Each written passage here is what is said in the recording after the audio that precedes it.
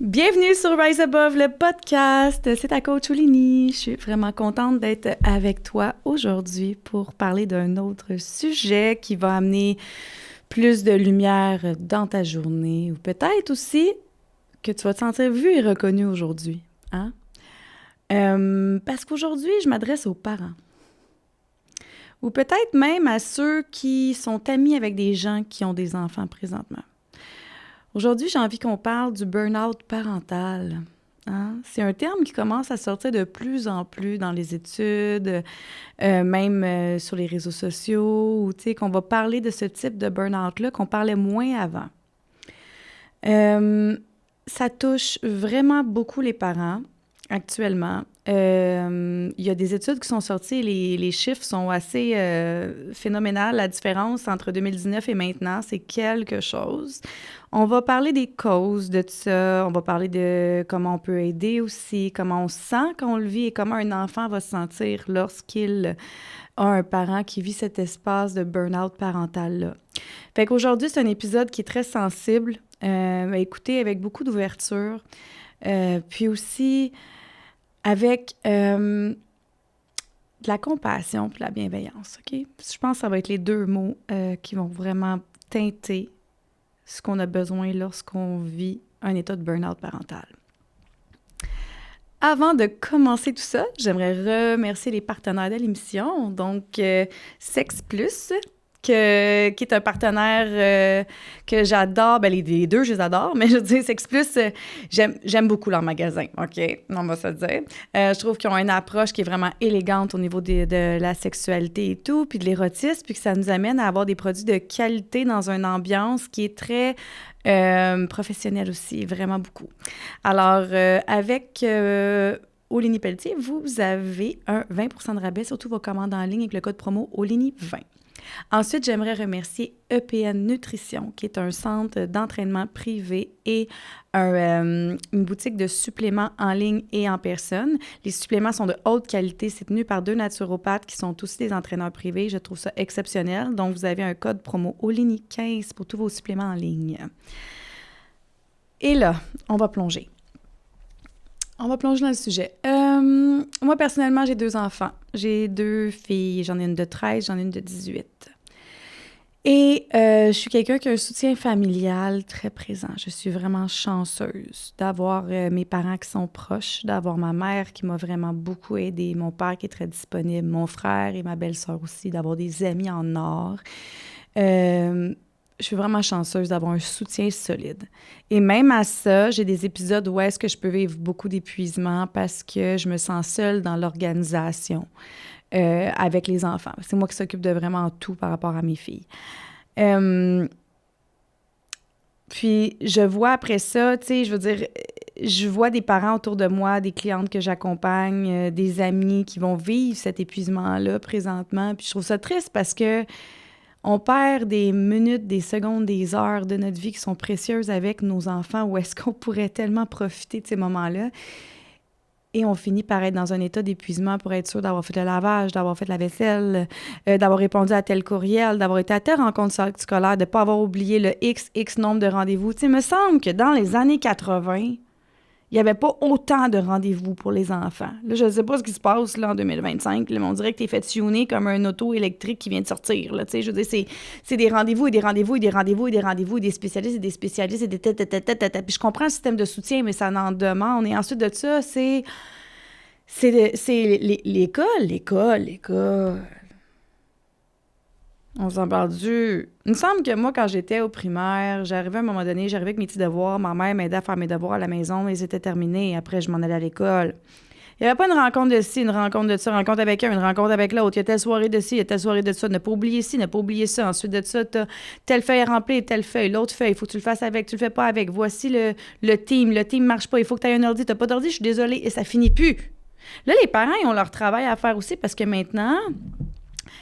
Les deux parents travaillent vraiment souvent. Hein? La femme veut s'émanciper dans sa carrière, puis elle veut pas être celle qui élève les enfants tout seul à la maison. Il y en a que oui, Il y en a que non. Les pères, même chose. Les pères peuvent élever les enfants à la maison aussi, mais souvent, ils vont continuer au niveau de la carrière, parce qu'au début, ben, tu sais, on s'entend, la femme porte l'enfant, ensuite de ça, il y a l'accouchement et tout ça. Puis, dans le temps, mais quand ma mère était plus jeune, ma mère restait à la maison. Je pense que ma mère commençait à travailler, on avait 8 ans, tu sais. Ces chums de filles qui travaillaient, il y en avait, mais il n'y en avait pas beaucoup qui avaient des carrières avec des enfants, puis qui avaient des congés de maternité, puis qui retournaient après un an. Il n'y avait pas tant que ça, tu sais. Puis là, je veux pas qu'on rentre dans le truc du trad wife qui est en train de revenir. Je veux juste qu'on rentre dans cette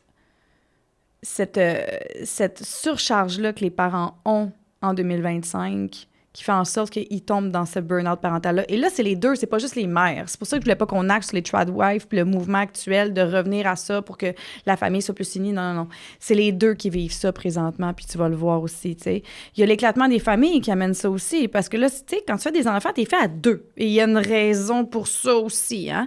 Puis sinon, ben si on regarde dans certaines cultures, ils parlent toujours du concept il faut un village pour élever un enfant, et je suis d'accord. Et il y a de plus en plus d'individualisme, fait que ça devient vraiment plus difficile, hein.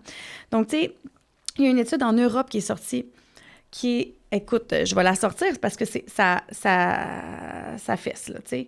Les pourcentages, c'est en Europe, mais je pense pas que c'est si loin d'ici, sauf qu'en même temps, là-bas, ils ont pas les mêmes ressources au niveau de la maternité et paternité. 62 des parents n'ont pas aucune aide extérieure. 53 vivent un état de burn-out parental. C'est vraiment beaucoup. Pladue dit qu'il y a 40 qui ont des enfants en bas âge, 30 qui ont des enfants avec des besoins spéciaux. Puis le sujet qui les préoccupe le plus, c'est l'équilibre travail et vie familiale, que c'est 73 des sujets qui font en sorte que ça amène de la pression puis que ça peut pousser au burn-out parental.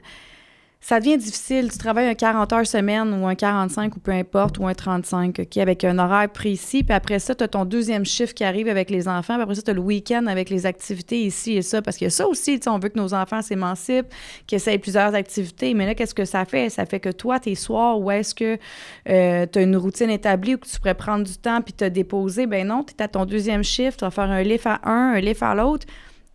Puis je parlais de ça des fois avec mes parents ou avec des tantes, des oncles qui sont plus vieux, on s'entend, qui sont dans la soixantaine, 70, puis ils disaient, on les a faites, nous, les lifts. Mais moi, j'étais comme, ouais, mais c'était tellement pas pareil comme maintenant. Je veux dire, vous avez fait les lifts, mais souvent, la maman travaillait vraiment moins dans le temps. Il y en a un des deux qui travaillait vraiment moins. Là, ce qui arrive, c'est que les parents travaillent autant, veulent des enfants et veulent avoir la vie sociale autant remplie, veulent que les enfants fassent autant d'activités. Mais il y a encore 24 heures dans une journée, guys. Hein? Puis il y a toute cette pression-là de perfection. C'est ça aussi qui amène énormément de tension, qui va faire en sorte que tu peux t'en aller dans cet état de te brûler, que tu veux que tout soit fait correct, que les soupers soient prêts à l'heure, hein? Que le lavage soit toujours fait à temps, que les enfants ne soient pas en retard, qu'il ne manque pas son petit crayon bleu, turquoise, HP, fine ligne. Hey, ça, pour vrai, il faut cesser. Vous avez vu la liste des effets scolaires, être pire en pire. Fait que, à un moment donné, je me dis, il y a un concept de société aussi par rapport à ça. Tu sais, mettons, un stylo rouge, un noir et un bleu, ça peut-tu être chill? Non, non, il y a des termes précis. Puis là, s'il manque plus celui-là, il faut que tu le retrouves. Fait que, tu sais, c'est comme, puis après ça, il y a la pression du parent, parce qu'après ça, tu as l'enfant qui fait, ben là, je suis anxieux, j'ai pas mon bon crayon. Là, t'es comme, oh my God. Tu comprends? C'est tout ça. C'est tout ça qui amène cette pression-là, tandis que un des cues numéro 1 pour ne pas tomber dans cet état-là, c'est lâche prise. Et là, je sais que ce terme-là, il est rushant à entendre et encore plus à faire, le lâche prise. Lâche prise, c'est quoi? Ça se peut que ta vaisselle soit pas faite. À soir, je parle. Ou, tu sais, le matin avant que tu partes, t'as pas eu le temps, peu importe. Ça se peut que là, ces jeans ne matchent pas avec son T-shirt parce que t'as pas trouvé le T-shirt qui match avec les jeans. C'est correct. Ça se peut que t'aies pas fini de tout plier ta brassée de serviettes. C'est correct. Hein? Ça se peut que cet hiver, ton enfant, tu l'inscrives pas à natation comme il devrait parce que tu as besoin d'un break. C'est correct, tu l'inscriras au printemps. Toi aussi, tu as le droit d'avoir un break. Hein? Ça se peut qu'en fin de semaine, ça soit juste, on écoute des films dans le salon, on va prendre des marches, on se fait venir du Saint-Tube. C'est correct. Pas obligé d'aller au zoo à tous les fins de semaine, de faire une activité avec mon oncle, ma tante, d'aller voir mamie. T'es pas obligé. C'est correct. Ça peut être, non, ça me tente pas que tu invites un ami aujourd'hui, j'ai pas envie de gérer ça. C'est correct. C'est ça, lâcher prise. C'est d'avoir à dire des noms sur toutes les genres d'histoires qu'on se crée au niveau de la performance, puis de, OK, notre enfant devrait vivre ci, ça, je devrais faire ci, ça devrait être. Dès que tu te dis ça devrait être de même, t'es dans le champ. On n'est pas là. OK? Ça va être de demander de l'aide aussi, de lâcher prise. Ça peut être la femme de ménage que tu engages, demander de l'aide. Ça peut être de mettre plus de structure aussi dans la vie familiale avec ton conjoint, si t'en as un ou ta conjointe. Fait OK, on a besoin de gérer ces sphères-là un petit peu plus tight pour qu'on puisse se donner du temps. J'ai découvert une application qui pour moi est phénoménale, c'est Family Wall. Puis moi, j'étais sur le bord d'un burn-out parental dernièrement parce que là, je veux dire, l'organisation familiale avec mes filles qui grandissent, puis avec, tu sais, moi, c'est 2 ados et adultes, là, fait que c'est 2 réalités différentes. Le cégep, les heures de cégep, après ça, l'autre avec les livres qui est comme, tu sais, passé l'été, là, moi, ça a été mon été avec Lily Rose. C'est un été qui est spécial. C'est la première été depuis des années qu'elle ne peut pas aller au camp de jour. Elle était dans l'âge de l'angle mort. Puis ma fille, elle voulait tellement aider qu'elle s'est même proposée pour être bénévole d'un camp de jour, puis elle prenait même pas. J'étais comme, ben voyons donc, qu'est-ce que c'est ça, tu sais. Anyways, fait que Lily, elle s'est ramassée à être comme dans une été de, OK, ben j'étais à la maison. Puis là, et moi, de faire, ben là, il va falloir qu'elle fasse plein d'activités, il faut y trouver des affaires. Puis je me suis ramassée là, puis après ça fait quoi? Ça fait que j'ai un ado à la maison qui chill, puis tu sais, les tâches, elle l'écoute pas tant, puis moi, je continue de travailler, puis je travaille en télétravail, donc tu sais que je travaille dans mon bureau, dans ma chambre, mais quand même, je veux dire, je suis dans mon milieu. Quand je ressors, j'ai mon enfant qui est là, qui me pose tout de suite une question, tu sais, je sors du bureau, puis c'est « Maman, il est où le lait? Maman, il est où ci? Maman, veux-tu acheter ça? Maman, mon rendez-vous pour ça, c'est quand? Maman, je veux une guitare. Maman. » C'est ça, là. Donc, moi, j'arrive, là, puis j'ai pas de break. Après ça, le soir, c'est mon 2e chiffre, et j'en avais pas, je capotais. Et là, j'ai fait une application. J'ai pas fait. J'ai downloadé l'application Family Wall. J'ai mis vos trucs d'épicerie, c'est là-dedans. Voici l'horaire. Mettez votre horaire là-dedans. Les rendez-vous, tout est là. Ça m'a déjà vraiment beaucoup aidé. OK? Vraiment beaucoup aidé. Ensuite, ça l'a vraiment été de lâcher prise. Sur le ménage. Eh oui, parce que des ados qui sont tout le temps chez vous, ton condo n'aura pas l'air pareil que quand tes ados sont à l'école ou sont au camp ou sont au travail, puis que tu es là, puis que tu arrives à entretenir tout. Non, ce ne sera pas ça. Ce qui va se passer, c'est que ça risque de ressembler à comme si tu décidais de te brosser les dents à la bouche pleine. Ça marche pas. C'est ça. Puis là, c'est un éternel recommencement, puis c'est assez frustrant, tu sais. Donc là, j'ai mis les tâches là-dessus. Ça a été très clair là-dessus. Des conversations aussi sur le fait que je commençais à être totalement brûlée. Puis, tu sais, mon système d'aide familiale cet été, ben moi, j'ai vécu une situation familiale qui faisait que ma mère était présente et en même temps, ma mère elle avait beaucoup à gérer de son côté. Donc, oui, l'aide était là, mais c'était un petit peu, pas moins, mais c'était différent. Mais j'en ai déjà beaucoup, on s'entend, mais c'est quand même, c'était différent. Donc, je me suis ramassée avec ça cet été, ce sentiment-là qui commençait à naître. Puis c'est ma plus vieille qui m'a dit « Maman, je sens que tu as besoin de notre aide. Tu veux qu'on fasse quoi? » Et là, on a fait un système familial autour de ça, tu sais. Puis quand je lisais l'étude européenne là-dessus, ça parlait aussi de ça, que l'été, c'était pire. Que les parents ressentaient cet état-là l'été. Puis c'était surtout la pression de toujours avoir à faire des activités, que l'enfant soit entertain, que justement la garderie est fermée. Parce que ça, les parents travaillent temps plein avec des jobs ou en télétravail. Puis les garderies, ben là, s'il morve, tu l'amènes pas. S'il tousse, tu l'amènes pas. S'il a mal à la tête, tu l'amènes pas. Là, tu l'amènes pas le 3/4 du temps. Moi, je me souviens que je suis restée à la maison avec ma mère, tu sais, puis fait que ma mère, comme je vous ai dit, elle a commencé à travailler, on était plus vieux, on était à l'école. Mais à l'école, il revient de bord moins souvent, on s'entend. Ma garderie, ça revient d'abord n'importe quand. Puis après ça, tu as les garderies en milieu familial. Mais là, tu t'en vas là. Eux autres, ils peuvent décider qu'ils ferment 5 semaines, 6 semaines par année, de même random. Mais tu sais, tu te ramasses que tu n'as pas de garderie. Là, tout d'un coup, OK, la garderie est fermée pour telle affaire. Il y a ci, il y a ça. Donc, les parents se ramassent avec l'enfant à la maison en travaillant, amènent le travail à la maison pendant que tu gères le jeune enfant en même temps. Hey, c'est tellement de stock, là. No clou qu'il y a des burn-out parentales. Mais après ça, ce que ça crée, c'est que là, si tu es en couple, pendant que tu commences à vivre cet espace-là, c'est que ton couple n'a plus d'espace non plus. Donc, il y a des tensions qui se créent. Puis après ça, ça fait quoi? Ça fait qu'au niveau de ton enfant, tu n'es pas dans ton mode parent que tu aimerais être à l'intérieur de toi, on s'entend. Et hey, c'est pas de ta faute, c'est le contexte social, OK? Je veux juste tout de suite qu'on mette de la bienveillance là-dessus. Hein? Je veux pas que la culpabilité embarque là, en faisant comme, hey, c'est vrai, moi, je suis pas résiliente avec mes enfants, je perds patience facilement, il se passe ci, il se passe ça. Aujourd'hui, guys, c'est des prises de conscience qu'on fait, OK? That's it. On ne se juge pas, c'est des prises de conscience. Alors, d'arriver dans cette prise de conscience-là, que tu sais, tu n'as plus d'espace, puis que là, tu es impatiente ou impatient, fait que ton enfant, il a accès à toi qui est à bout de nerfs. Hein? Puis je l'ai vécu, hein? C'est pour ça que je vous le dis, je l'ai vécu. Il ne te voit pas au meilleur, ton enfant tombe en forme d'hypervigilance par rapport à toi, il a l'impression qu'il va marcher sur des œufs, il se sent moins safe, ouvert, de pouvoir s'exprimer à toi. Puis, tu sais, puis toi, en plus, qu'est-ce qui arrive, c'est que cette culpabilité-là, quand tu réagis, qui fait face en faisant mérite ou elle mérite pas que je réagisse comme ça. Et en même temps, c'est comme tu as juste besoin d'une pause.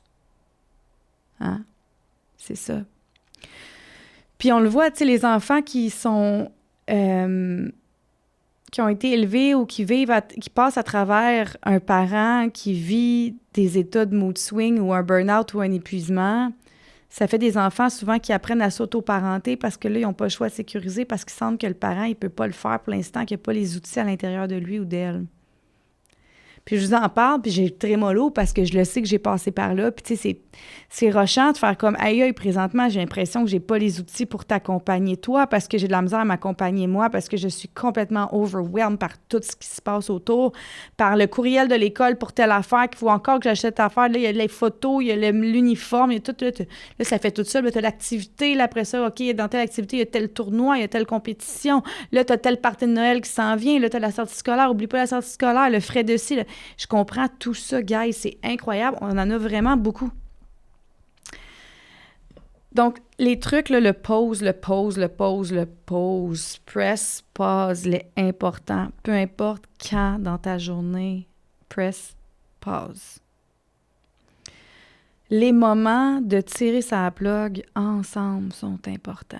Fait que si vous décidez qu'à partir de 9h le soir, il n'y a pas de cellulaire, 8h30, pas de cellulaire, pas rien, vous écoutez une petite série avec votre ado, ou que c'est à 7h avec votre enfant, vous écoutez une petite émission, vous lisez un livre ensemble, vous respirez ensemble, vous permettez de vivre un moment privilégié ensemble. Il y en a que ça peut être au retour de la garderie ou à l'école, vous les amenez au parc, puis là, vous vous permettez de jouer aussi. C'est pas là que vous regardez sur votre cell, genre les derniers courriels de la job, c'est ça. Non, non. Tu te permets de jouer avec ton enfant, de profiter avec ton enfant. Le souper aussi, un espace sacré. Hein? C'est possible de ramener ça. Moi, je me souviens des soupers en famille. Oh my God, que c'est dans mes plus beaux souvenirs, ça. À tous les soirs, on soupait ensemble, autour de la table. Novalie m'a ramené à un moment donné, ma plus vieille, qu'on faisait pas ça assez souvent. Fait qu'elle, quand elle prépare la table, elle nous assoit à la table. Elle met les napperons pour qu'on mange en famille. Je trouve ça tellement beau. Puis c'est vrai. Moi, avec ma course de ci, de ça, mes horaires atypiques, le fait que je travaillais de soir, on mangeait sur le comptoir, puis des fois, je mangeais debout pendant que je venais juste de finir de faire ça, puis c'était la vaisselle tout de suite, puis... Non! Hey, enjoy! Ma fille Novalis, c'est celle qui me ramène le plus à ralentir, parce que Nova, elle est smooth. Eh, boy, tu veux pas presser Nova, tu presses-la pas. Si tu veux presser cet enfant-là, elle te regarde, puis elle fait... Tu sais que plus tu me presses, moins j'ai le goût de le faire. C'est mes plus grands enseignants, ces deux-là. Hein? Puis t'as ma Lily qui est comme, si t'exprimes pas tes émotions, moi, je la ressens partout dans mon corps. Fait que je sais qu'il se passe quelque chose. Fait que là, je dois exprimer mes émotions et ralentir. J'ai mes deux guides à la maison qui me le rappellent, tu sais. Puis je me rends compte que quand on ouvre la porte à ça, à exprimer notre vulnérabilité, à exprimer qu'on a un besoin de moment à nos enfants, mais ça l'ouvre la porte à ce qu'eux l'expriment aussi quand ils en ont besoin. Ça dépose ce tapis lumineux-là pour se sentir en sécurité à la maison, pour faire comme, hey, comment est-ce que maintenant, ensemble en famille, on peut faire en sorte qu'il y ait plus de paix, qu'il y ait moins de performance, qu'il y ait plus de moments magiques dans nos vies. Hein? L'école, c'est possible hein, de cadrer ça. Oh oui. Ils ont des applications. Ça va être de trouver dans la boîte courriel, de mettre les courriels école directement dans une petite section. Ensuite de ça, tu les mets, quand tu les reçois, tu mets ça direct dans ton application Family Wall avec un petit rappel au lieu que ça soit dispersé partout. Pour ce qui est des activités extra, de loisirs, extrascolaires à l'extérieur, parascolaires et tout, sens-toi pas mal s'il y a une saison, qu'il y a une activité que t'es comme... Pour moi, c'est un dépassement de limite présentement. Ou Si il ou elle veut la faire, tu regardes si tu peux avoir un parent qui peut faire les lifts parce que toi, tu le sais que va être peut-être difficile pour toi. Si dans son équipe, il y a des gens qui peuvent plus justement faire les transports, si ça, pendant les tournois, tu fais un deal avec ton enfant que tu serais peut-être pas là toutes les fois pendant cette période-là, le temps que tu te reposes parce que tu en as besoin et qu'en même temps, tu veux que lui ou elle fasse sa passion. De prendre ces moments-là, tu sais, parce qu'il y avait dans l'étude, il parlait aussi des frais associés à une gardienne, je comprends. Et en même temps, est-ce que la gardienne, ça peut pas être un ami de ton enfant, dans le sens que entre parents, aidez-vous aussi, hein, la force de la communauté. Fait comme, hey, moi, j'aurais besoin d'un week-end d'amoureux, ça te tente-tu qu'on se fasse un échange? Genre, un week-end, c'est moi qui prends ton fils ou ta fille, viens jouer avec mon fils ou ma fille, peu importe. Puis l'autre week-end, ça va être toi. Puis on fait des deals. Il y a plein de façons créatives de voir les choses pour être capable d'aller chercher un système de soutien autour. Hein? Ou un ou une de nos meilleurs amis, de faire comme, hey, j'ai besoin d'aide en fin de semaine, j'ai besoin d'une pause. On peut-tu faire quelque chose d'autre? On peut-tu comme ouvrir l'espace à ce que j'ai un petit coup de main, même si c'est un petit 3-4 heures. Tu sais, des fois, juste un petit 4 heures dans le jour à aller au spa, c'est génial, tu sais. D'aller consulter en famille des coachs familiales, hein, coach de couple, travailleuse sociale. Quand vous commencez à sentir que ce débordement-là, ces spécialistes-là, ils ont des outils pour encadrer les familles. Toi, prendre du temps pour faire ce qui te fait du bien aussi, pour décrocher. Si c'est de partir en nature à tous les soirs, même si c'est 15 minutes, fais-les donc. OK? Fais-les. Ensuite, c'est aussi de lâcher ce « je devrais être »,« ça devrait », avec « là, c'est ainsi, là, j'ai besoin de ça. Mon enfant a besoin de ça. Mon chum ou ma blonde a besoin de ça. » De quoi vous avez vraiment besoin? Parce qu'on s'entend que pour être capable d'éduquer un enfant puis de l'amener quelque part où est-ce qu'il va toucher à sa lumière et s'émanciper, on doit soi-même être capable, nous, d'être dans un bel espace pour l'accompagner aussi. Ça ne veut pas dire qu'on va être toujours dans un bel espace. C'est pas là que je veux... On n'a pas de pression ici.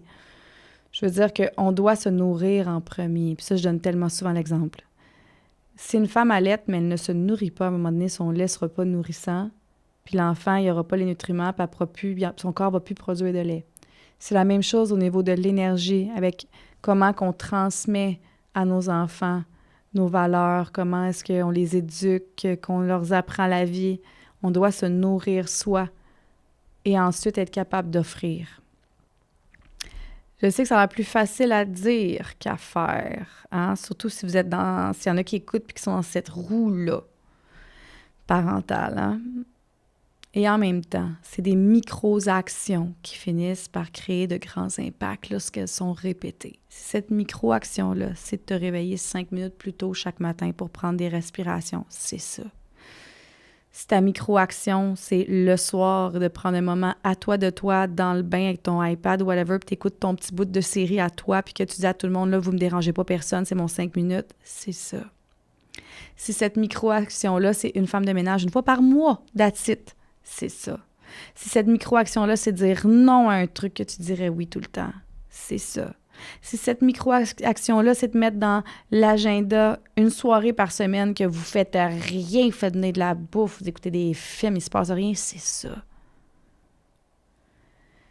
Les moments précieux que tes enfants vont se souvenir, c'est ceux où vous avez eu la joie ensemble, pas ceux où est-ce que vous avez fait les activités les plus extraordinaires, ceux où ils ont ressenti une joie profonde. Moi, je me rappelle d'une fois. Hey, je pense que je devais avoir 3 ans. Et 4 ans. Ces jours-là, j'étais vraiment pas vieille, là. Ma mère était toute belle, elle s'en allait souper. Elle a juste pris 5 minutes pour jouer avec moi. J'avais une petite caisse Fisher-Price en plastique. Je m'en souviendrai toujours. On a joué à l'épicerie 15 minutes. Elle venait acheter quelque chose. 15, même pas 5. Elle était maquillée. Je la trouvais belle. Mais ça m'a marqué parce qu'elle a pris le temps de jouer avec moi. C'est ça que je me rappelle. Tu sais, honnêtement, les grosses organisations pour qu'on passe du temps ensemble me faisaient plus chier qu'autre chose. Dire, OK, mettons, on s'en va là, c'est dimanche, on s'en va faire de la piste cyclable, on s'en va faire ci, on s'en va faire ça. Ça me faisait plus chier qu'autre chose. Moi, les moments que je me rappelais le plus, c'était ceux que mes parents avaient un moment sincère avec moi. Il y en a un avec mon père que je me rappelle, il m'a dessiné un éléphant. Mon père était là. On a juste dessiné ensemble. Puis mon père, c'était rare qu'il prenait le temps de dessiner avec moi. Ben, c'est pas rare, mais tu sais, je veux dire, moi, je dessinais tout le temps. Là, mais tu sais, mon père travaillait beaucoup. Mais il s'est assis, puis il a dessiné un éléphant. Puis je m'en rappellerai toujours, puis je me suis dit, mon père, il dessine tellement bien. Puis j'étais vraiment impressionnée. Mais c'est ça, je m'en rappelle. Je m'en rappelle plus que la piste cyclable, ça me faisait chier faire du vélo à Granby, honnêtement. J'arrête pas de le dire, je suis désolée, c'est grossier. Mais c'est juste de dire en tant qu'enfant que moi, ce souvenir-là, pour mes parents, c'était important, c'était du temps en famille, mais pour moi, c'était comme pour vrai, là, j'aimais mieux les petites fractions que c'était juste des moments sincères. Ça, ou faire écouter un film dans le salon, tu sais. Mes filles, c'est la même chose. Mes filles, quand ils me parlent de moments qu'ils aiment avec moi, elles me disent « J'aime ça rire avec toi ». C'est pas « J'aime ça aller à Walt Disney avec toi ». Oui, mais j'aime ça rire avec toi. J'aime ça quand je m'assois puis qu'on écoute notre série collée puis c'est tout. Puis que tu tricotes.